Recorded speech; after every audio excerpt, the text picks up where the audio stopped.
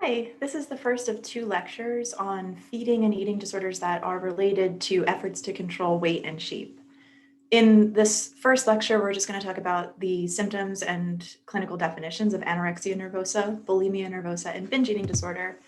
And then we'll focus in on some of the temperamental predisposing factors for anorexia nervosa and related disorders.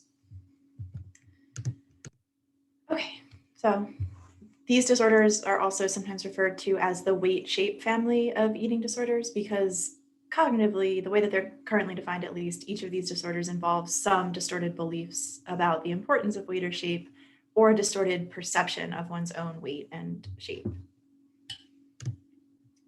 So before we get started, just a quick note about BMI, which stands for body mass index. This is kind of a rough measure of someone's adiposity, which is another word for how much body fat they have. However, it's not a great measure of that because it doesn't differentiate between the mass of fat and the mass of muscle and bone. So really what it says is just how heavy someone is per square meter of body volume. Because it's sort of an imperfect measurement of adiposity and weight, it shouldn't be used as a standalone measure of someone's health. So knowing someone's BMI doesn't really tell you anything at all about their physical health. It just tells you how much mass they have, essentially. That being said, some of our eating disorder diagnoses, especially the diagnosis of anorexia nervosa, are based on, in part, considering someone's body mass index. People with anorexia nervosa typically have an underweight body mass index, which means that their BMI is less than 18.5. A so-called healthy or normal body mass index is anywhere between 18.5 and 24.99. The threshold for considering someone's BMI to place them in the overweight range is a BMI of 25. So, like I said, BMI is not the same thing as physical health. And in fact, there's a lot of debate in the field about whether being overweight, so having a BMI between 25 and 30 essentially, is really all that big of a deal clinically. It doesn't seem to be, well, we certainly know that it's not as strong a risk factor for death, mortality, or for risk of illness as having a BMI in the obese range. Overweight is not associated with increased risk of mortality at all. And at most, it's only modestly associated with an increased risk of weight-related comorbidities like metabolic disease, type 2 diabetes, and cardiovascular disease like hypertension. We do know that having a BMI in the obese range is related to health problems like heart disease and diabetes, but that doesn't mean that everyone who has a BMI in this range has these diseases or is likely to get them. Obesity is just one risk factor for these diseases, and lifestyle is an even more important risk factor. Also, by the time someone is elderly, it actually seems like it's protective for them to be overweight, to have a BMI in the overweight range, compared to elderly people who have a quote unquote normal or healthy BMI, and especially elderly people who have an underweight BMI. Elderly people, so people over 70, who have a BMI in the overweight range are actually less likely to die in the next year. They have a lower morbidity. So there's not a one-to-one correlation between body mass index and health. Okay, so I mentioned that anorexia is kind of defined in part by underweight, but more importantly, eating disorders in the shape weight eating disorder family are defined by certain common behavioral features and certain common cognitive features. The behaviors that go together to produce weight and shape eating disorders are binging, which refers to eating an objectively large amount of food in a relatively short, discrete time period. Typically, when we define binging for patients, we define it as definitely eating more than anyone would consider a normal portion size. So more than 2 full plates of food, an entire container of something like an entire pint of ice cream or an entire family-sized bag of chips, eaten within a short window, eaten all kind of at the same time. So it's not binge eating if you eat an entire family-sized bag of chips or a pint of ice cream over the course of an entire day. Binging takes place in a very focused, short amount of time. And it involves other features like eating really rapidly, eating past the point of being uncomfortably full, and then consequences of that, like feeling disgusted or ashamed afterwards. In addition to eating the subjectively large amount of food, binge eating also involves a subjective loss of control. So choosing to eat a really large amount of food or eating a really large amount of food in a culturally sanctioned context, like at Thanksgiving dinner or during an eating contest, isn't binge eating.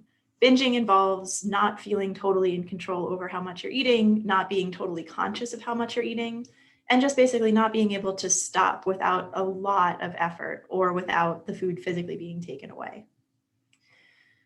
The other two eating behaviors, so binging obviously involves overeating. The other two eating behaviors involve either compensating for eating by doing things like purging, by vomiting or using laxatives, fasting, so skipping more than 2 consecutive meals, or engaging in exercise specifically to get rid of calories from eating. So engaging in any of these behaviors is known as compensatory behaviors. And people with eating disorders compensate for binging, but they can also compensate for seemingly normal or even restrictive eating. Restrictive eating involves any effort to intentionally reduce caloric intake or to maintain a low caloric intake.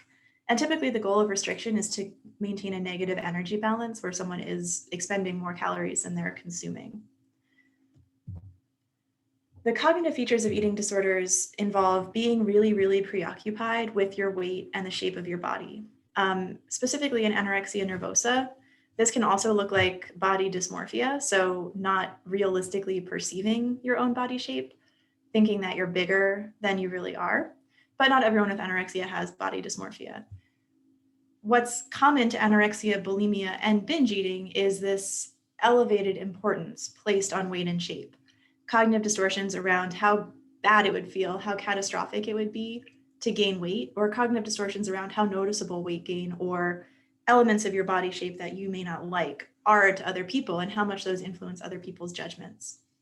So aspects of preoccupation with weight and shape can include body dysmorphia, so distorted perception of weight and shape. It can include elevated importance of weight and shape, or it can include weight and shape having an outsized impact on your mood or your behavior. Eating disorders also tend to involve what's known as drive for thinness or really strong motivation to lose weight, to be thinner than you currently are. They also involve intense fears of gaining weight, which can sometimes bleed over into fears of foods that are associated with weight gain. So fear of high calorie, high sugar, high fat food.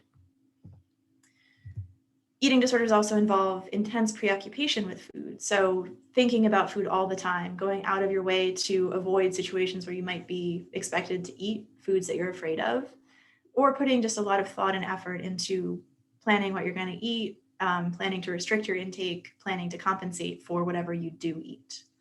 Lots and lots of thinking about food. And then lastly, a cognitive feature I mentioned in the context of binge eating, but that people with restrictive eating disorders related to weight and shape preoccupation can feel after really any type of eating, including normative eating and restrictive eating, is feeling shame or guilt or depression after eating. So these are different disorders. They have relatively subtle differences between them. So one of the key features of anorexia nervosa is this extreme preoccupation with shape and weight. People with bulimia nervosa and binge eating disorder also tend to be preoccupied with weight and shape, to not want to gain weight, to make efforts to control their weight. But when that preoccupation is really, really extreme and intense and impairing in someone's life, that's more associated with anorexia nervosa. People with anorexia also engage in behaviors that prevent weight gain, so compensating for normative or restrictive eating, engaging in extremely restrictive eating, or engaging in non-compensatory exercise. So just having like a really intense exercise routine that they maintain all the time. People with bulimia nervosa can only be diagnosed when they engage in at least one weekly episode of binge eating and engage in compensatory behaviors following that episode of binge eating. People with anorexia nervosa are at a significantly low weight. So for typical anorexia nervosa, significantly low weight means underweight. It typically means that their BMI is much less than 18.5. In a couple slides, we'll talk about atypical anorexia nervosa, which is anorexia nervosa without underweight, but that still involves significant weight loss. So weight loss is the key to anorexia nervosa. People with bulimia nervosa may lose some weight through their eating disorder, but you can't be diagnosed with bulimia nervosa if you're clinically underweight. engaging in binging and compensatory behaviors in the context of significantly low weight is diagnostic of anorexia nervosa, not bulimia. So bulimia nervosa is an eating disorder that's characterized by binging and purging behaviors in order to control weight and shape due to some level of preoccupation with weight and shape in someone who is not underweight. People with bulimia nervosa often do engage in restrictive eating to try to control their weight and shape outside of binge eating episodes, but it's not diagnostic of the disorder. Lastly, we have binge eating disorder, which is distinguished from anorexia and bulimia by the absence of compensatory behaviors. So people with binge eating disorder don't engage in behaviors to prevent weight gain or compensatory behaviors that are extreme and clinically significant. That doesn't mean that they don't engage in some restricted eating or some compensatory exercise or fasting or restricting. It just means that the extent to which they engage in these behaviors isn't clinically significant. It's not deviant. It's not necessarily different from what someone on a diet might do. And it's not driving clinical impairment and distress as much as the actual binge eating behavior and the emotional impact, the impairment and distress that comes with that binge eating behavior. Anorexia nervosa is broken down into two subtypes. So restricting anorexia is characterized by just extreme caloric restriction and compensation for normative eating or restrictive eating. There's no binge eating in restrictive anorexia. Binge purge anorexia involves binging and purging behavior in the context of being underweight. And this typically also involves restriction because binging and purging behavior without additional restriction isn't a way to lose weight. So there is a ton of overlap in the behavioral features of these three weight and shape eating disorders. So for example, bulimia nervosa involves binge eating behavior and inappropriate excessive compensation for those binges. So purging by laxatives or vomiting, engaging in really extreme fasting to compensate for binges, or engaging in driven exercise to compensate for binges. Binge eating disorder involves binge eating without inappropriate compensation or extreme restriction. Both anorexia nervosa and binge eating disorder can involve some amount of restriction. The restriction is usually more extreme in anorexia and it leads to significant weight loss. Whereas in binge eating, the restriction is more in line with what someone who's on a diet might do. Anorexia nervosa involves elements of both restricting and compensating. So restrictive anorexia nervosa involves extreme restrictive eating, potentially engaging in compensatory behaviors like vomiting, laxative abuse, fasting, or exercise to compensate for normal eating or restrictive eating, but not binge eating. However, anorexia nervosa and bulimia nervosa can both involve all three: binge eating, compensating, and restricting. When someone is binging, compensating for binging, and engaging in restrictive eating behavior, the way that we distinguish between anorexia nervosa and bulimia nervosa is totally based on underweight. So that might have been a little bit confusing. And the key takeaway that I want you to come away with from this with is that eating disorder diagnoses in the weight shape family are a little bit more specific and a little bit less heterogeneous than most other DSM-5 disorders. There's no list of symptoms that you can have like 5 out of 9 of to meet criteria. You have to have every symptom of each disorder, and there's a limited number of symptoms to have. However, they're less heterogeneous, but they're also very similar to each other. And in fact, in these next 2 lectures, I'm going to argue that there's more similarities than differences among these 3 eating disorders.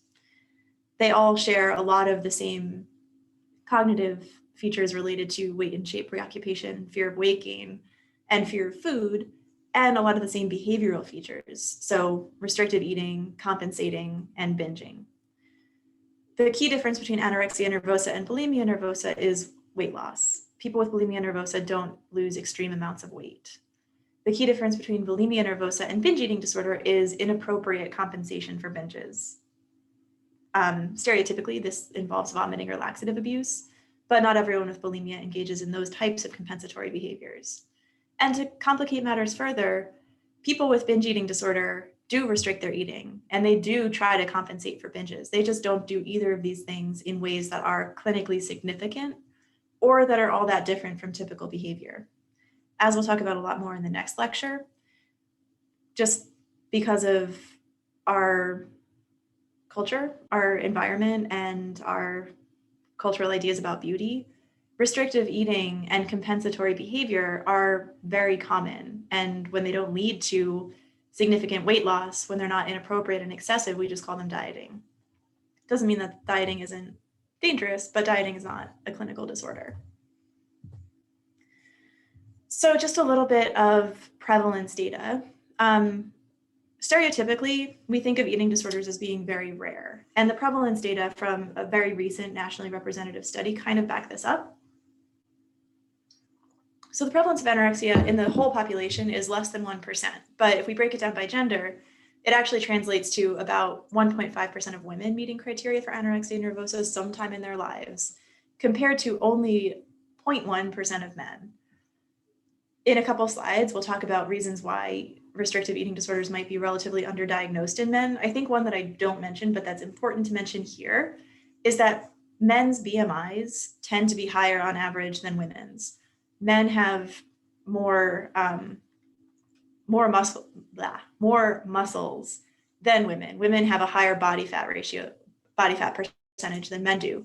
So it's quote unquote easier for men to have an overweight BMI, and it's harder for men to have an underweight BMI, even in the context of very restrictive eating.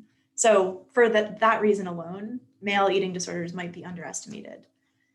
There's also reasons related to stigma and anorexia nervosa being so closely associated with women in our culture that men may underreport anorexia nervosa. So anorexia nervosa is most often comorbid with anxiety disorders, OCD, depression, and obsessive compulsive personality disorders.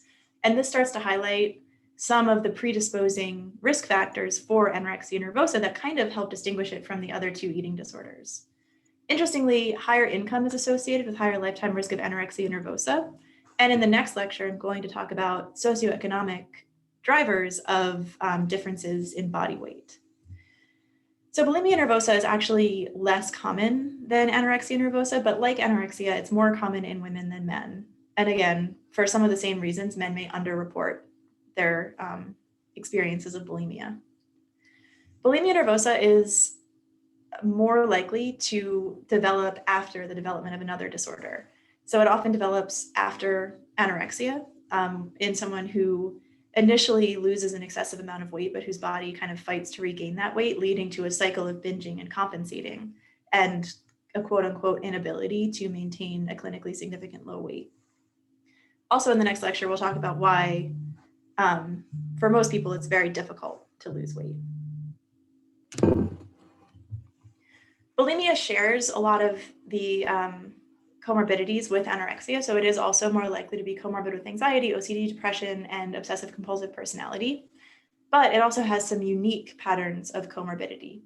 So compared to anorexia nervosa, bulimia is more likely to be comorbid with borderline personality disorder, substance use, and impulse control problems. So again, this points to slightly different predisposing risk factors for bulimia versus anorexia. The prevalence of binge eating disorder is relatively similar to the prevalence of anorexia. And like anorexia and bulimia, it's more common or more commonly reported in women than men. Compared to anorexia and bulimia, binge eating disorder has the latest age of average onset, starting in the early to mid-20s. And both actually bulimia nervosa and binge eating disorder, but particularly binge eating disorder, is more likely to be diagnosed in people with overweight or obesity. So anorexia nervosa in particular, and bulimia nervosa to a lesser degree, is the most dangerous form of psychopathology that someone can have. It has the highest mortality rate of any psychological diagnosis, with about 5% of people who are diagnosed with anorexia dying from anorexia. Included in that statistic are the 20% of people who die with anorexia who die by suicide. There's elevated rates of suicide in both anorexia and bulimia. But people who die from anorexia who don't die by suicide are more likely to die from cardiac failure or organ failure caused by extreme malnutrition. The mortality rates of anorexia may actually underestimate the contribution of anorexia to mortality. So people who are starving, who are malnourished, are more likely to die in accidents. For example, car accidents or accidents caused by passing out in dangerous places. And starvation weakens the immune system. So people with active anorexia are more likely to die from infectious disease. And these causes of death are not factored into the 4 to 5% mortality rate of anorexia. Bulimia nervosa is a little bit less deadly than anorexia, but still has a relatively high mortality rate for a psychological disorder at about 2% of people dying from bulimia. Sorry, 2% of people with bulimia dying from bulimia, not 2% of the population. That would be a much, much higher prevalence of bulimia. Bulimia causes its own kind of specific health risks, including dental problems and damage to the esophagus caused by repeated vomiting, or injuries to the lower GI tract caused by laxatives. Long-term laxative abuse can cause dependence, and it can basically cause the intestines to become less active and eventually kind of unable to even function without using laxatives. So people with bulimia nervosa who stop using laxatives really suddenly can die from things like intestinal impactions. Bulimia nervosa that involves really frequent purging can also cause death by cardiac arrest because the frequent vomiting can cause sudden shifts in electrolyte levels that contribute to sudden cardiac failure. Many people with bulimia nervosa also die by suicide or die because of complications of comorbid conditions like substance abuse. Compared to anorexia nervosa and bulimia nervosa, binge eating disorder is not associated with elevated mortality. It is associated with an elevated risk of overweight or obesity, but it's actually more common for people with binge eating disorder to have had overweight or obesity first and develop the eating disorder in the context of overweight and obesity. That being said, it is linked to weight gain because, again, it involves consuming large amounts of food without doing anything to compensate for that eating or to get rid of those calories. One of the bigger risk factors involved in having binge eating disorder is actually the risk that disorder can turn into one of the deadlier eating disorders, anorexia and bulimia, again, because of all of the overlapping behaviors and all of the shared predisposing and perpetuating factors. So that's kind of a stereotype about eating disorders, that they're very rare and very deadly. But actually, this perception of eating disorders as being these very rare, very serious diseases can cause us to underestimate the impact of subclinical eating disorders and fail to recognize the distress and impairment that comes from subclinical symptoms of eating disorders. So wishing to be thinner than you are is a very common experience, even for very young girls. So by ages 9 to 10, so like fourth grade, as many as 40% of girls express a wish to be thinner than they are. And of those, or not of those, up to 20% of all girls ages 9 to 10 engage in sort of pre-dieting behavior. So thinking about calories, trying to count calories, or thinking about burning calories when they exercise. And even at this young age, up to 2% have engaged in some kind of purging behavior like vomiting after eating. By early adolescence, the prevalence of really extreme and distressing body dissatisfaction and desire to lose weight is as high as 1 in 5 for girls, a little bit lower for boys. Binge eating is one of the more common disordered eating behaviors, and when it happens in isolation and doesn't necessarily contribute to a lot of distress, it's not diagnosed as a disorder. As many as 50% of college-age women and 30% of college-age men report occasionally engaging in binge eating behavior. And of college-age men and women who do engage in binge eating behavior, 30% engage in some kind of compensatory behavior. So these are subclinical symptoms of both binge eating disorder and bulimia nervosa. By adulthood, as many as half of adults report somewhat elevated scores on measures of problematic eating behaviors like inappropriate restriction, inappropriate compensation, and binge eating behavior. But again, not at elevated enough rates or levels of intensity for them to meet criteria for an eating disorder diagnosis. So even though full-blown clinically significant eating disorders are relatively rare, eating disorder thoughts and behaviors are very, very common, and they're impairing. So of people who have some level of disordered eating behavior, drive to lose weight, body shape and weight concerns, occasional binge eating behavior, restrictive eating, and compensatory behavior, the majority of people with those behaviors report that their concerns about weight and shape have interfered with their happiness. So even though their concerns about weight and shape and their eating disorder behaviors may not be intense and frequent enough to cause them to meet criteria for a diagnosis, they are still causing distress and interfering with happiness and well-being. Okay, so I'm going to play a segment of a guest lecture from Jamal Assaili, who was the author of one of the papers that you read for this class, the paper about competitive birders. And in this segment of the guest lecture, Dr. Assaili is going to introduce one of the key concepts of this lecture that most of the rest of the lecture is going to focus on. So we're going to be talking about the anorexia nervosa temperament and how one predisposing risk factor can help us differentiate between anorexia and bulimia nervosa, despite how similar they are.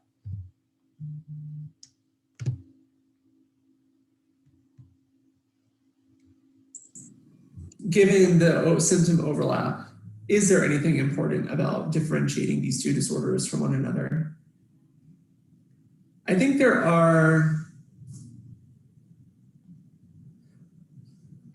So something that's interesting when we look at treatment outcomes for anorexia nervosa and bulimia nervosa, we do find that, for example, cognitive behavioral therapy, which is the leading outpatient treatment for adults with eating disorders, we find that CBT is more effective in individuals with bulimia nervosa than it is for individuals with anorexia nervosa. Also, individuals with anorexia nervosa tend to be characterized by, are more commonly characterized by certain personality traits like perfectionism, high achieving personality traits, and it's a little bit, the literature I believe on bulimia nervosa and personality is a little bit less consistent, but like impulsivity is a feature that's considered to be higher in individuals with bulimia, but actually lower in individuals with anorexia nervosa. So there are like trends for these different personality traits. And again, there is something about treatment, that treatment outcomes are a little bit different, where individuals with anorexia nervosa are like historically one of the most difficult individuals to treat, or one of the most difficult disorders to treat. So I do actually think there is something to be said about the success of effortful dietary restraint and successful weight loss and or maintaining low body weight. That can feel really reinforcing or really good. Individuals with bulimia nervosa are often trying to lose weight, and some have successfully lost some weight as a result of dietary restraint, but many of them come to treatment having struggled a lot with weight loss and have ended up engaging in these binge eating, purging behaviors. And most of them feel at least somewhat ambivalent or don't love the fact that they're engaging in binge eating and purging. And so I think they're already kind of a little bit more motivated to enter treatment that's going to make them feel better, and they already sort of don't love these eating disorder symptoms. Individuals with anorexia nervosa have successfully accomplished the thing they sought out to accomplish. They sought out to accomplish weight loss, and they've accomplished weight loss. And I think part of what keeps that going is this positive reinforcement cycle of feeling that you set your goal, your mind to something to set a goal, and you feel pride because of it. You feel a sense of achievement and accomplishment, and it can help sort of facilitate more control in one's life. At least a lot of individuals with anorexia will say that. So I think there is a more stronger positive reinforcement component to successful weight loss. And I also think there's personality traits that allow a small subset of humans to be more successful at doing the really hard thing of starving yourself, basically. And so I think because of that, that is one reason at least to why treatment is more challenging with that population. And so I think it's more this feature of like, how does a small subset of people end up successfully starving themselves all the time, despite their body fighting against it? And I think there is something there about that feature and personality traits and mechanisms that are involved with anorexia nervosa that do make that disorder a little bit unique from bulimia nervosa in some ways. So I think my answer to that question is, I think that there's this transdiagnostic theory which says there's so much symptom overlap. Often patients will cross over from one disorder to the next. We don't need to be categorizing them into these different groups. And I see that given how, as I just said, it's so complicated that these symptoms occur across diagnoses. On the other hand, I think if we didn't have these separate diagnoses, we might lose the fact that actually this group's a lot harder to treat, and there might be some things going on in this group that do make them unique in some way. Yeah, so there's something special about being underweight that really does make anorexia different. I mean, there's the effects of malnutrition in and of itself. So when you're starving, it's harder to, for example, engage in rational decision-making or engage in maybe more abstract psychological treatment. But also the psychologically what it takes to end up starving yourself the convincing of yourself and the successful persistence of starvation, that feature I think is maybe the most important piece from a psychological perspective of what differentiates the subset of individuals with eating disorders who are at low weight status. And Okay, so if you continue with this, you can hear Dr. Asali talk about his research on birding, but I'm not going to play that during this lecture because you're also going to be actually reading the primary source. Okay, so the main takeaways from this video is that, especially when we think about anorexia and bulimia, on both a behavioral level and a cognitive level, there are more similarities than differences. In fact, all similarities, and the only objective difference is the low weight status of these individuals. However, Dr. Asali and others argue that there is something psychologically different about people who are capable of losing extreme amounts of weight. One difference is that actually being underweight has physiological effects. It can change the functioning of your appetite regulating hormones, and it can change the functioning of your digestive system. So once you do reach a clinically significant low weight and restrict your eating for a long time, it does become progressively easier and easier to maintain that extremely low intake. However, what Dr. Asali and others study is the actual temperament, so the predisposing risk factors necessary to achieve this extreme weight loss. Another difference that's not on this slide, but that we'll talk about at the end of the lecture, and that we'll talk about a lot in the following lecture, is that just on a physiological level, not everyone is even capable of losing this much weight. For the vast majority of humans, weight loss through dietary restriction is almost completely impossible because both our psychology and our physiology fights against it. So people who are able to achieve this extreme weight loss either have the temperament necessary to fight through their body's extremely strong resistance to losing weight, and or their bodies put up less resistance to losing weight because of underlying genetic differences in metabolism. So in these next series of slides, I'm going to take you on a little historical adventure through our various definitions of anorexia nervosa, and argue that if we focus on the temperamental risk factors for anorexia, it actually broadens the definition of anorexia beyond weight and shape concerns, which makes it different than bulimia and binge eating disorder, which are totally defined and wrapped up in weight shape concerns, and that have never historically manifested themselves outside of that context.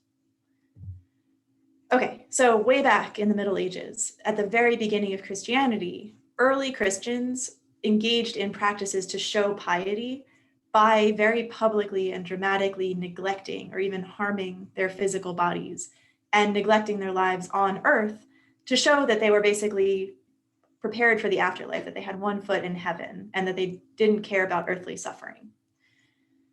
So some people actually attempted to emulate the suffering of Jesus by either engaging in self-mutilation, so wearing hair shirts or shirts that even had nails stuck through them, or beating themselves with whips. This was more common in men, or by starving themselves, which was more common in women. To this day, fasting, so depriving the body of food, remains a religious practice for Catholics. What's more common is not completely fasting, but depriving yourself of certain types of food, like meatless Fridays. But it all boils down to asceticism or some kind of self-denial that's practiced in many, many religions. During this early Christian period, there were multiple early Catholic saints who died, who were martyred through their acts of extreme self-starvation. One example is Saint Wilgefortis, who was the daughter of a king. So she took a vow of virginity because she wanted to pledge herself to God. She wanted to be a nun. But because she was the daughter of a king, her father wanted her to marry so that he could make dynastic connections. To avoid being married off, Saint Wilgefortis, according to the legend, prayed to God to have her beauty taken away. But she didn't just stop at praying, she took steps to make that happen. She completely stopped eating, she starved herself, and according to the legend, she grew hair all over her body and she stopped menstruating. So St. Wilgefortis is often depicted with a full beard, but it's possible that the historic woman who may be the real St. Wilgefortis had a condition that's secondary to malnutrition and anorexia known as languor. Languor is the growth of small, fine hairs all over the body, in parts of the body where women don't typically grow a lot of hair. Languor is a symptom of starvation, and it's thought to be kind of a metabolic adaptation to not having enough caloric fuel to keep your body warm. So the body grows more external hair to try to trap heat. In modern Catholic practices, St. Wilgefortis is the patron saint of women in bad marriages, and women who are suffering domestic violence have historically prayed to St. Wilgefortis to deliver them from these bad marriages. Another early Christian martyr who engaged in extreme self-starvation was St. Catherine of Siena. So she lived a little bit later in 14th century Italy. Like St. Wilgefortis, her parents wanted her to marry and she wanted to be a nun.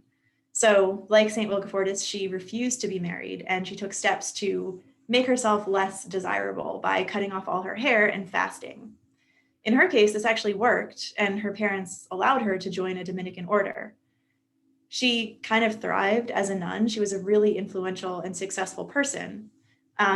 She preached all over Italy, and she was an advisor to kings and rulers and to the Pope. So she was a very accomplished person. Even though she no longer needed to fast as a way of protesting forced marriage, she was already successfully a nun, she continued to engage in really extreme fasting behavior, much more so than was typical of nuns at the time. And eventually, people in her life, her family members, her religious superiors, her fellow nuns got concerned about how much she was fasting and begged her to stop. Catherine's rationale for continuing to fast was basically extreme piety. She took communion daily, and at the time, Catholics were obligated to fast for a period of time, both before and after taking communion. It wasn't typical even for nuns to take communion every day, so most nuns weren't engaging in this fasting on a daily basis, but St. Catherine was so pious that she wanted to take communion every day, and in order to do that, according to her religious beliefs, she had to fast in really extreme ways. At age 29, Catherine started to get sick, and she started to claim that she was unable to eat anything at all. She couldn't even swallow.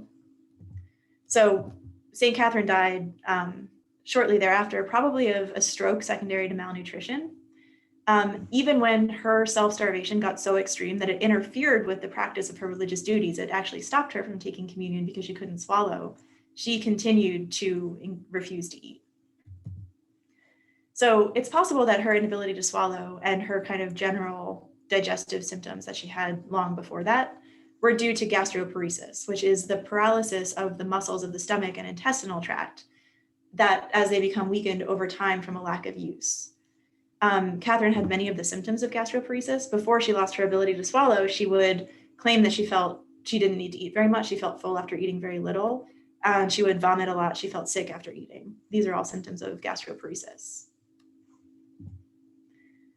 So Catherine died from malnutrition-related stroke at 33. And she became a saint through her act of martyrdom, through starving herself to death. So holy anorexia, this practice of early Christian female saints engaging in self-starvation, has a lot of parallels to quote unquote modern anorexia nervosa. It has a similar age of onset, primarily affecting women in their late teens. It often started with efforts to better themselves in some way. both Catherine and Wilberfortis first engaged in self-starvation in order to prevent being forced to marry. And it was accompanied by other acts like trying to be less attractive and in both cases, stopping menstruation, which is a symptom of starvation, but also something that in this time period made women less marriageable. So holy anorexia for these two women was really kind of an effort for them to have some control over their lives that most women in their time period were denied. They didn't want to get married, and they took the steps that they needed to take in order to prevent that from happening and in order to control their fate.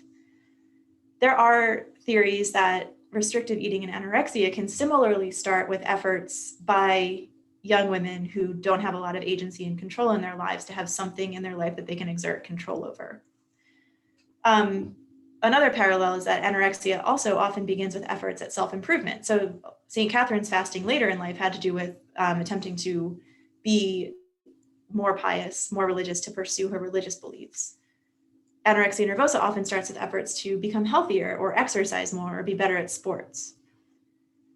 Over time, these normative efforts, so efforts to be pious in St. Catherine's case, or efforts to eat healthy or be physically fit, become more and more extreme. And they go beyond what's normative, even for other people who engage in similar behaviors. So in the case of St. Catherine, she fasted and took communion more than any other nun. In the case of women who develop anorexia in the context of initial efforts to eat healthy or lose weight, restriction that begins for reasons related to health or even physical appearance progresses to the point that both health and physical appearance are threatened. And these goals become truly secondary to the overarching goal of just not eating. Basically, not eating takes on a life of its own over time. A really key similarity is the temperament of people with holy anorexia, these historical women, and a common temperament in men and women today with anorexia nervosa. People with anorexia nervosa tend to be very perfectionistic, very goal-oriented, very high-achieving, and very pain tolerant. So these are people who can set a goal for themselves, like for St. Catherine, not marrying and becoming an advisor to the Pope, and do everything it takes to achieve that goal, even if it's really difficult and painful.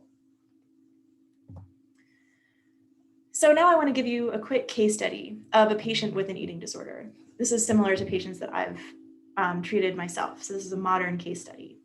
So Jamie started dieting in middle school by counting calories and by exercising several times a week. By the time she got to high school, her dieting had escalated to relatively extreme exercise that was designed to specifically burn calories, and behaviors like frequently engaging in 24-hour fasts and cutting whole food groups out of her diet, like sugar, including fruits, and all simple carbohydrates like white bread and rice. Through these behaviors, Jamie was able to lose a lot of weight, and she got a lot of praise from other people who told her that she looked really great. Her body mass index dropped from 35, which put her in the range of obesity, to 29, which put her in the overweight range. So right now, after all of this effort and all of this weight loss, Jamie has trouble concentrating in class. She feels weak and tired all the time. She's preoccupied with thoughts about hating her body. She can't stop thinking about how fat she is, how her stomach looks in all her clothes, what she last ate, what she's going to eat next, and how many calories she needs to burn off to meet her goal of eating no more than 1,200 calories a day. So ask yourself, does it sound like Jamie has an eating disorder? And if so, which one? Atypical anorexia nervosa is a diagnosis for people who have all the same symptoms as someone with anorexia nervosa, but who is not underweight. Atypical anorexia nervosa involves restrictive eating driven by extreme preoccupation with weight and shape that leads to significant weight loss, but that does not lead to clinical underweight. One of the readings for this class is a Medium post by Zoe Jordan Salisbury, who describes her experience of being a fat person with anorexia. When you're reading this article, look out for signs of the anorexia nervosa temperament in Zoe's history. Okay, so atypical anorexia nervosa is a recognized alternate presentation of anorexia. It's in the DSM. We can give people this diagnosis when they come in for treatment with a history of extremely, extremely restrictive eating, intense preoccupation with weight and shape, and a history of significant weight loss, but not underweight. However, right now the field is kind of debating about including a couple other alternate presentations of anorexia nervosa in the DSM, either as manifestations of anorexia that are not related to shape and weight, or potentially as new standalone diagnoses. So the first one is a specific presentation of body dysmorphia known as bigorexia. So in this video, watch for discussions of this anorexia nervosa temperament, this extreme achievement orientation, this ability to set goals and pursue them despite physical pain and difficulties and sacrifices. I think you have to be a little bit crazy to be extremely good at anything, really. You know, the average mindset is not going to make you number one in anything, in business, in any kind of sport, in bodybuilding or anything. So you have to have an extraordinary amount of determination and passion for what you're doing. Of course, you have to have physical potential. But the guy that has the physical potential and the passion and the mental drive, then that's really when you've got a champion. And the guy with a bit more drive often can beat somebody with more physical potential. So it's when you get all those factors coming together, that's when you get a champion that's outstanding, I think.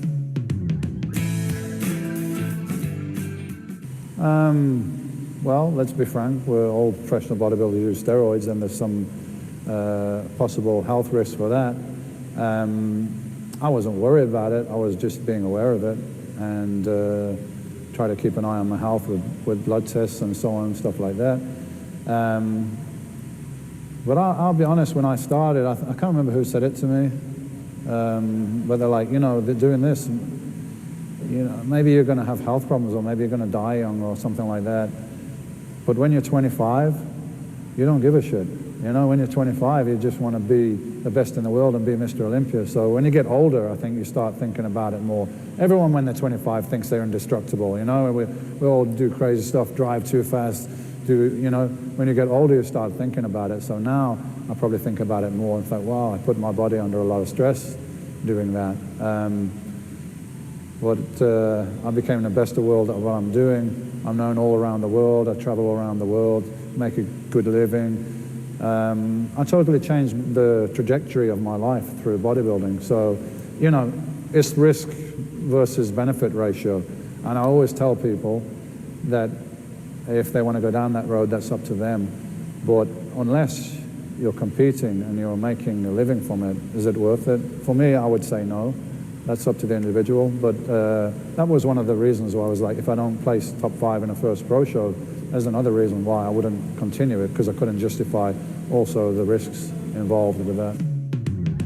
Okay, so on its surface, bodybuilding, so trying to become extremely muscular and actually trying to have a really high body mass index that's driven by muscle mass, might seem really different from restrictive anorexia nervosa. But what this video illustrates is a very similar mindset, a drive to be the absolute best, a drive towards achieving a very specific goal. In the case of anorexia nervosa, that goal is extreme weight loss, whereas in the case of bodybuilders, that goal is being extremely muscular. In both cases, though, people are willing to sacrifice or threaten their health to achieve the goal. They're willing to put their bodies through a lot of stress and pain, and they may be willing to sacrifice relationships or spend a lot of time in achieving that goal. So currently, so-called bigorexia is actually a diagnostic specifier for body dysmorphic disorder. It's not currently considered an eating disorder, despite the fact that there is some evidence for eating disturbances in people with this form of body dysmorphic disorder. In order to become that muscular, you have to have a very, very high protein intake, which can lead to a relatively unbalanced diet. So neglecting foods from other food groups that aren't going to directly contribute to really high muscle mass. High caloric intake, despite engaging in a ton of exercise. In any case where people engage in a lot of exercise and expend a lot of calories, it can actually be hard for your energy intake to keep up with the amount of exercise that you're doing. So people who engage in bodybuilding have to be very conscious of not actually ending up in negative energy balance. And in order to do that, they have to eat just like shocking amounts of food, which may not be enjoyable, may be really painful and difficult, but it's done in pursuit of this potentially excessive and unrealistic goal of becoming extremely muscular. One unique feature of bigorexia that makes it different from eating disorders is the aspect of steroid abuse. So most bodybuilders engage in some form of steroid abuse, which also is dangerous, causes stress on your heart. It can lead to early death.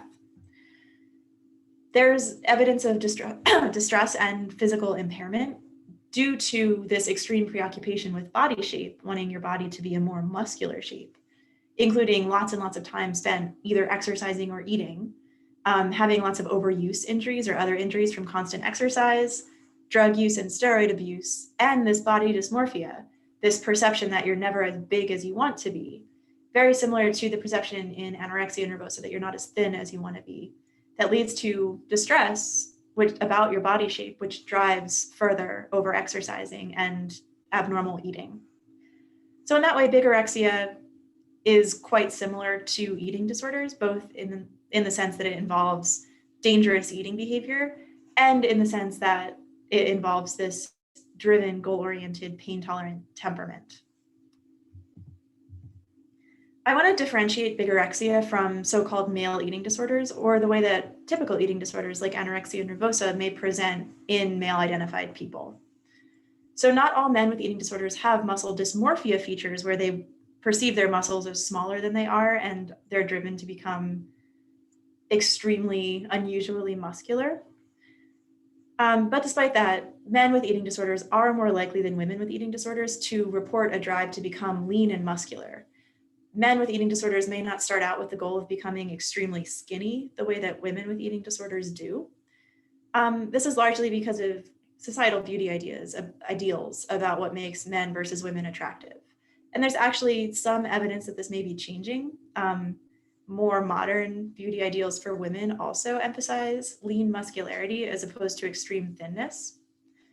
But as we'll talk about, I think in the next lecture, even though professional models may be styled to appear more lean and muscular rather than emaciated and sick, they're still extremely thin. So any attempt to reduce body fat and achieve a thinner physique is a strong early symptomatic risk factor for eating disorders, whether the person doing this is a man or a woman.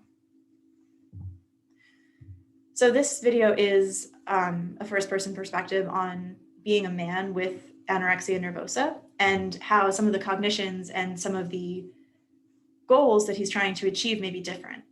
It also illustrates how this person with an eating disorder has the same goal-oriented, high-achieving, successful temperament as many people with eating disorders, bigorexia, not just related to his weight loss goals, but related to his professional goals too.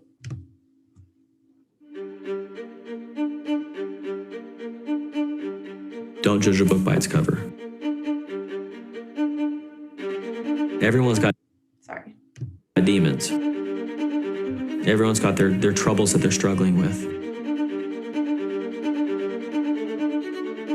If I don't get to the big leagues, I'm a failure.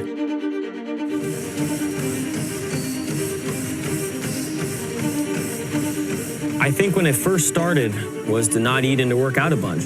Hey, that was going to get me really, really jacked. I was going to have no fat, be really muscular. I was going to be a man. And when I didn't see any results from not eating and working out a ton, I figured I wasn't doing it good enough. So now I need to eat less and work out more. Well, that's not working. So maybe I need to eat even less and work out even more. And that didn't work. And pretty soon, I was just withering away.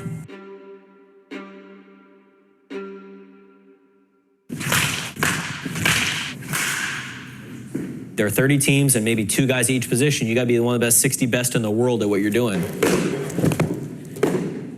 And you're not gonna outwork me. I'm the first one there and the last one to leave always. If I'm gonna do something, I'm all in. When I do a school project, it was done perfect. When I need something done, I write a paper, it's done perfect. When it comes to not eating, I did it perfect. This started about junior high school. I thought the only way I was gonna ever get a girlfriend is if I had a 6-pack. And so that's kind of when it all started to stem into, how can I be that guy? There were times I put a stationary bike in the shower and would ride the bike, duct tape trash bags to my body, then put on like 2 sweatshirts, 2 sweatpants, and just ride in the steam until I was about to pass out. I would chew on ice cubes because it made me feel like eating, but all I'm doing is drinking water. No one knew. Those things started piling up. This innate desire to be perfect, this innate desire to push myself further than anybody could ever imagine, you know, is my best friend or is my worst enemy. So like this round that I'm about to do is going to be all about being soft. How far is the ball going to bounce off me? How soft can I make myself? So I make adjustments that way.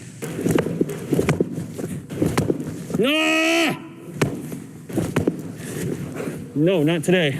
So my whole career, I have hit with everything, right? Toe taps, leg kicks, foot down early, whatever.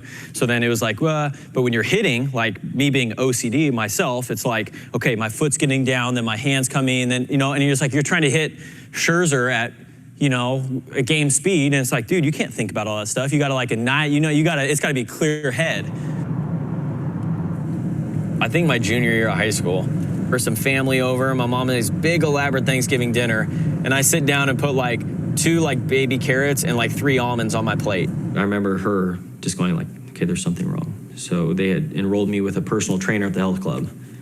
And every time he told me to eat more food, I would eat less food. He put out this big meal plan and I didn't follow.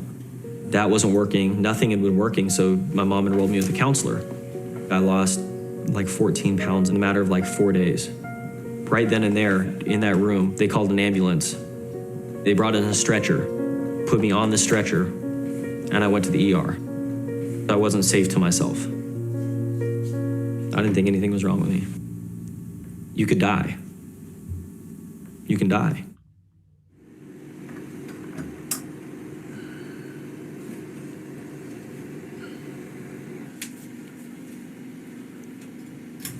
It is a psychological issue. Yes, it is physical in terms of the results that are happening to your body. How my recovery started was by straightening some things out in my head.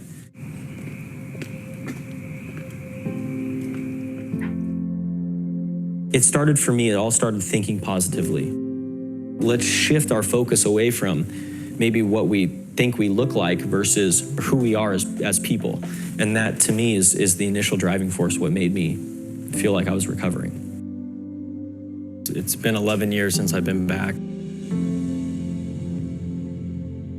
Today we're gonna meet with my former nutritionist that handled it, and over 6 months I came down here starting 3 times a week and then came down here 2 times a week. It brings back some memories, but I'm not nervous. I'm excited to be able to share this and share the story with everybody. I mean, it's been almost 11 years now. Yes, long time ago. Some things have changed. Yes.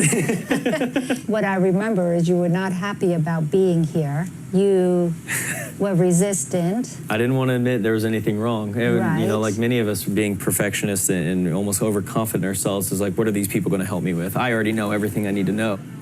Before, I would always think, okay, beef jerky, nut, like chips, okay, I can't have that. I know there are cookies down there, that's not good for you. So I'd be focusing on the negative things that I can't have. Versus like now, it's like I look at this and I'm like, dude, beef jerky, that's a great healthy snack to have. It makes me feel normal. I'm just a normal guy now. Ever since my story came out, I've had many people reach out on Instagram, Twitter, and me being where I'm at, I claim to be no expert at eating disorders. I know enough about them, but I think my biggest thing is how can I get them to help? We have a lot of hotlines that are out there now. I know the National Eating Disorder Association has one. Maybe my story and the things that I was able to learn here will allow people to seek out help if they need it. If you're not happy with your body and you don't know any better, you don't think about the health, what's wrong, what might happen to your health. You just think of the outcome that's there. I don't care who you are, everyone has a body image issue at some point in their life, and I thought I knew a way to get it done, and I was way wrong. I think it's important to talk about these issues in a way that is going to spread a positive light on them.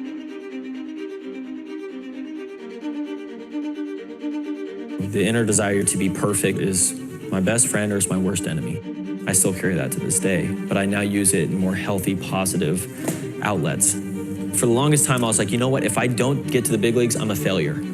And finally, I got to the point where I was like, you know what? Like, if I never play in the big leagues, that's fine. Like, I gave it my best shot. Granite Bay, then we went to Sacramento City College, then we went to the Northwoods League, so Lacrosse Loggers, Long Beach State, Orleans Firebirds, Bristol White Sox, Great Falls Voyagers, Annapolis Intimidators, Winston-Salem Dash, Charlotte, Stone Crabs, Montgomery Biscuits, Durham Bulls, Tacoma Rainiers, Seattle Mariners. And now I'm in the big leagues.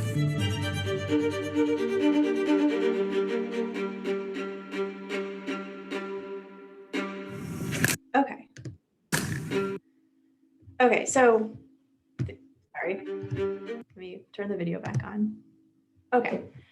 So in this video, he really illustrates how his temperament, his drive to be the best, his drive to succeed, his drive towards perfection contributed to the onset of his eating disorder. He set a goal for himself. In this case, the goal was to lose weight. It initially started out with efforts to just improve his physical health and be better at sports, but eventually it took on a life of its own and got to the point where his extreme caloric restriction and weight loss threatened his physical health, which is the last thing that you would want as a professional athlete.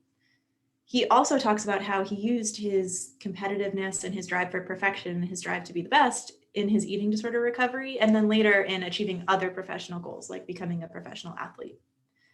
So again, this is just an illustration of some of the temperamental vulnerabilities to anorexia in people for whom weight loss becomes one of the goals that they single-mindedly set out to achieve.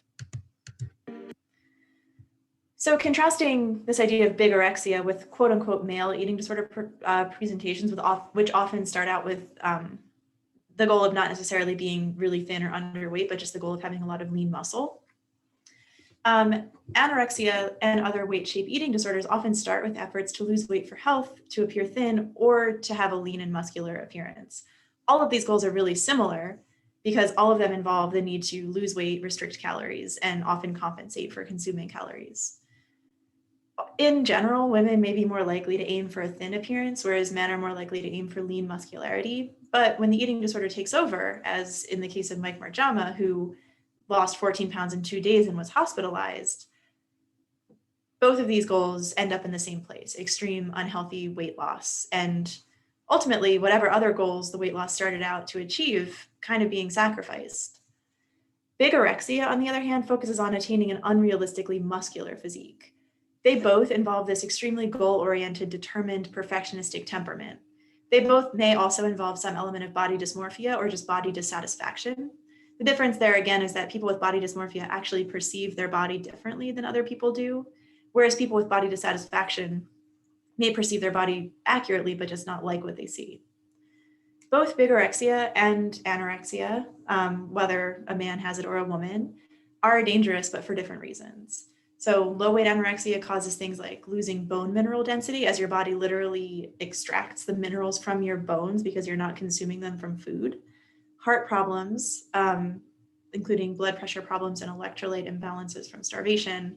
Muscle wasting, so the loss of muscle mass, because again, your body will start to catabolize your muscles for protein if you don't eat protein, and gastroparesis. Bigorexia, on the other hand, can involve steroid abuse, which is also really dangerous for your heart. It can cause strokes and heart attacks, and excessive protein intake can cause things like kidney damage. Many people with bigorexia also try to use like illegal over-the-counter supplements that can cause all kinds of physical damage because they have unregulated ingredients. Okay, so that was bigorexia and a little bit of a digression into why men with eating disorders may be underdiagnosed, because their weight loss goals may look different and some of their eating behaviors may be a little bit different.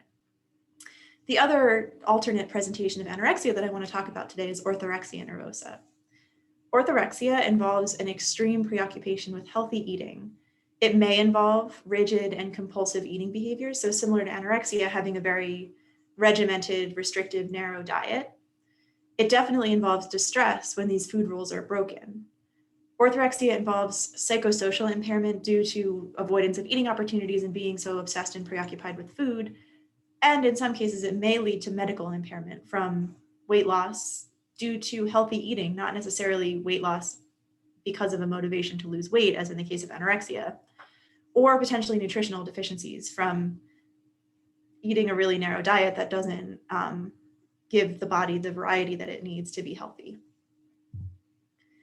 So one last video. This is a first-person perspective on having orthorexia nervosa. And again, as you're watching this video, pay attention for signs of this perfectionistic, achievement-oriented, determined personality type, and how these traits led to the onset of a restrictive eating disorder.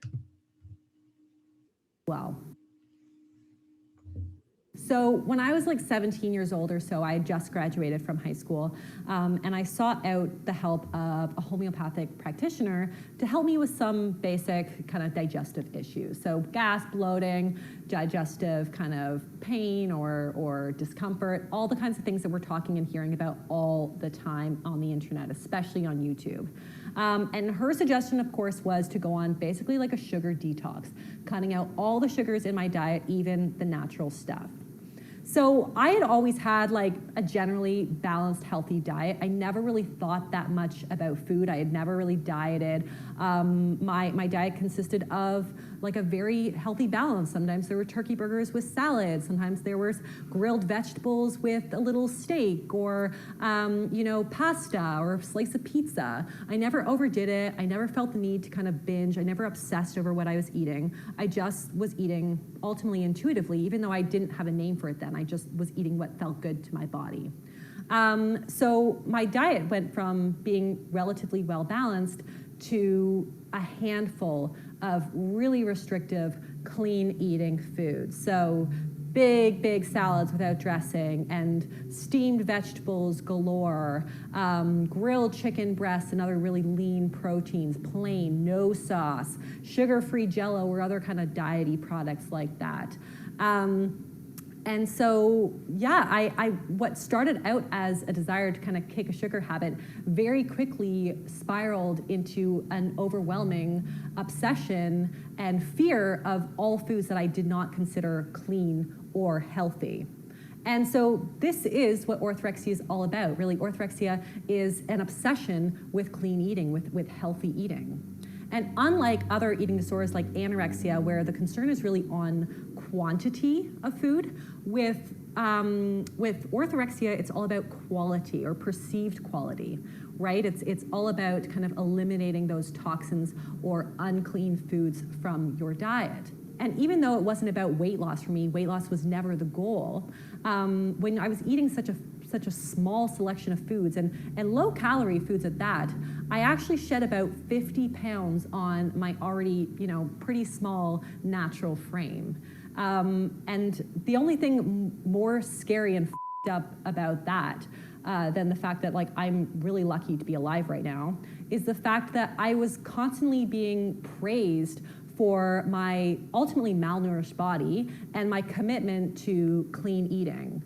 Honestly, I can't tell you how many times that people would, pat me on the back because they saw what I was eating and tell me how good I was being and how bad they had been the night before for eating a Snickers bar. So basically, what I was being taught as a young 17-year-old girl was that my moral value was based on the food I was choosing to eat and my emaciated, controlled body.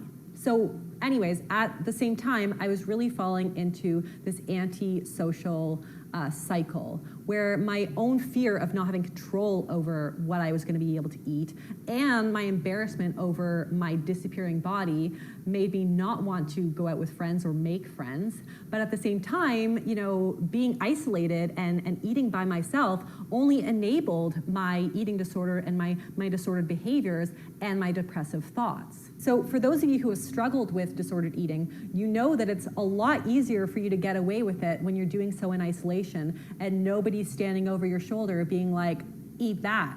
And that was 15 years ago. Scarily today, with the rise in popularity of clean eating and wellness diets, a lot of those things that I've been talking about so much here on the Abby's Kitchen channel, a lot of these disordered eating behaviors have become synonymous with moral superiority and economic privilege and social class. In other words, it's become cool to eat clean. I mean, you can't really even go out for dinner anymore with friends without somebody talking about their new diet or detox. It's like we're trying to one-up each other on the moral value scale by restricting harder or more things. And even if you don't have friends in real life who participate, it's really easy to find your community online to help perpetuate your disordered beliefs and behaviors. Now, I want to take this back for a second just to reiterate that I'm not suggesting that veganism causes. Okay, so this video is in the larger context of why, for her, as someone with a history of a restrictive eating disorder, becoming a vegan, she deemed to be too risky. She's not saying being a vegan is an eating disorder, and neither am I. But for someone who has a history of becoming excessively preoccupied with restricting their eating, not for reasons related to weight loss, but in her case, reasons related to improving her health, adopting any kind of restrictive diet can be triggering. It can precipitate a new onset of an eating disorder. Okay, so orthorexia and anorexia nervosa are quite similar. They can look pretty identical. It's very, very common for cases of anorexia nervosa to start off with dieting and restrictive eating with the goal of being healthier. Both quote unquote healthy eating and low calorie eating might involve cutting down on things like sugar, high fat foods, fried foods, fast foods, and processed foods, even if the goal in doing so is health versus weight loss. There's also a temperamental overlap, which I think that video illustrated. People who are more perfectionistic, more goal-oriented, who are better at making sacrifices and delaying gratification in favor of pursuing a goal, whether that goal is being healthy or losing weight, are more likely to be able to maintain this kind of restrictive eating. The main difference between orthorexia and anorexia nervosa is that orthorexia is not explicitly driven by a drive for thinness or attempts to lose weight. And it's not, again, driven by body dissatisfaction or body dysmorphia. In practice, it can be really hard to differentiate the two because, as we'll talk about in the next lecture, body dissatisfaction is unfortunately super common. So even people who initially started out with just the goal of eating healthy, becoming better at sports, getting more control over their diet, if they start to lose weight, they might begin to be praised and positively reinforced for their restrictive eating. So I'm going to take a quick detour back into history really fast and then show you the full etiological model of the development of anorexia nervosa and its sort of subforms. So back to history. A disorder like anorexia nervosa was first described during the Victorian era, so in the 1870s. It was actually simultaneously described by two different physicians in two different medical journals. Both of these physicians described a psychological and physical illness that mostly affected young women. So again, this age of onset of anorexia between ages 16 and 23. It involved self-starvation and food refusal. It was very highly comorbid with anxiety, just like if you think back to the prevalence slide, both anorexia and bulimia nervosa are highly comorbid with anxiety and OCD. It was also characterized by a high level of physical activity despite malnutrition. And again, women with anorexia, sorry, that was sexist, people with anorexia tend to engage in a lot of exercise and efforts to maintain a negative energy balance, despite the fact that they're not eating enough to compensate for that exercise. In the case of people whose motivation is to lose weight, that's the goal, maintaining a negative energy balance. But interestingly, in these early cases of anorexia in the Victorian era, there was no mention of an actual desire to lose weight, be thin, or a fear of fatness. So what was predominantly being described here were women. These young women were refusing food and engaging in a lot of exercise despite being at very low weights, but with no stated motivation to lose weight or be thin. That was not their cognitive goal. That's not how it started. These two physicians proposed different etiologies. One, who described cases in France, attributed it to a desire to avoid any kind of like pain and effort associated with digestion that developed into a food aversion. So what he was describing actually sounds not unlike fear ARFID.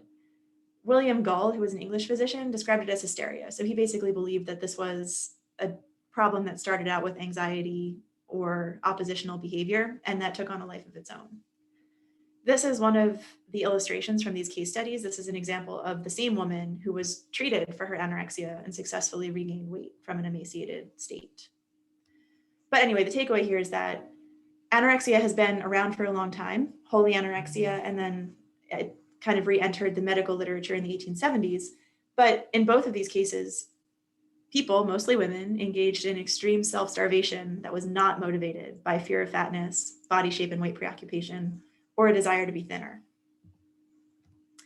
In fact, it wasn't even until the 1960s that scientists who studied anorexia nervosa started to notice a connection between these restrictive eating behaviors and extreme weight loss and a desire to be thin or to lose weight. And even though the DSM has been around since the 1940s, and anorexia has been in it that whole time, a drive to lose weight and a desire to be thin was not part of the diagnostic criteria until DSM-3 was published in the 1980s. So why is that? Some people blame what's known as the thin ideal. So this societal perception that being very thin is attractive, it's associated with being higher class, it's seen positively. In combination with increasing media saturation, so more people being exposed to the thin ideal through popular media, like photos in magazines and people on TV. So in the 60s, when this connection between drive for thinness, desire to lose weight, and anorexia was first noticed, really thin models like Twiggy were very popular. And TV was becoming more widespread. More people had a TV in their house. More people had access to print media and photos of models in magazines. But it's not like thinness wasn't popular before the 1960s. Thinness has been glorified in popular media and by celebrities throughout the 20th century. And in elite fashion, so among the higher classes, a thin body type has been the goal for a very long time, since easily the Victorian era when anorexia was first described. So rather than just blaming the development of weight and shape concerns in anorexia on increasing media saturation and promotion of the thin ideal, there's actually another component that we're going to consider in more detail in the next lecture. So starting in the 50s and 60s, this was when the food environment in America and Western Europe really started to change. Food itself started becoming more caloric. The government started subsidizing the production of corn and nutritional additives like refined sugars. At the same time, as food became cheaper, portions started becoming bigger. Also at the same time, lifestyles became more sedentary. So this chart shows the increase in portion sizes of typical fast food meals between the 1960s and the early 2000s. This figure shows the decrease in the number of calories burned at work through occupational tasks by men and women from the 1960s to the 2010s. During that same time period, we went from 50% of people having jobs outside the house that required physical activity, and a lot of women during those time periods were homemakers, so they were engaging in physical activity in the home all day too. That wasn't being counted as much. To now, both men and women, about 20% of us having jobs that require physical activity, whereas the other 80% of us who are in the workforce have jobs like mine that involve sitting at a desk all day. Starting in the 1970s was when we started seeing obesity rates rising really sharply. Interestingly, this is the prevalence of overweight. That has not risen. It's always been about 30%. But the prevalence of obesity started to sharply increase in the 1970s. That's what you see right here.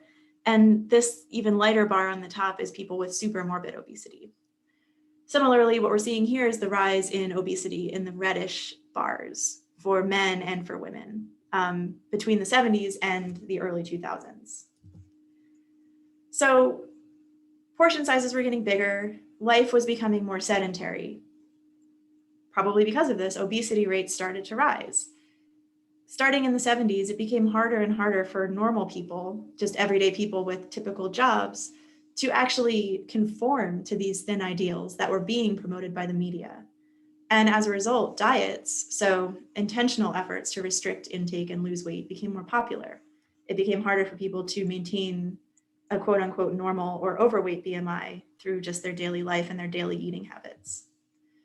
So preoccupation with weight and shape and drive for thinness, in my opinion, and according to a lot of research, are actually a product of diet culture. So this promotion of diets that are intended to help people lose weight in the context of a food environment and a sedentary lifestyle that promotes weight gain, fighting against this obesogenic food environment and lifestyle.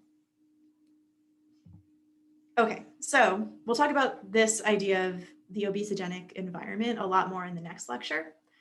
But to summarize the etiology of anorexia nervosa, Most of this lecture focused on the anorexia temperament as a major predisposing factor and something that really helps to distinguish anorexia nervosa from the other eating disorders.